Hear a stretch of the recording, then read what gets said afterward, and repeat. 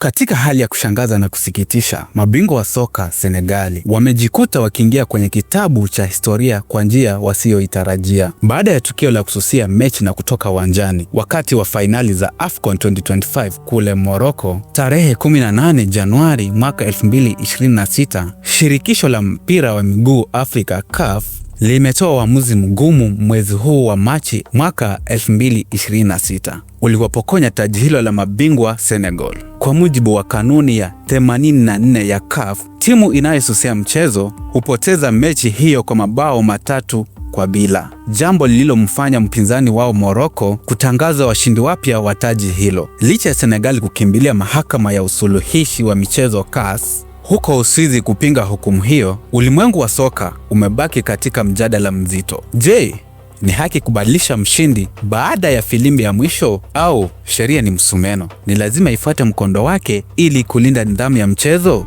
Ezra Nabruki, Albashir TV. Albashir TV, dunia na Afrika kwa lugha yetu.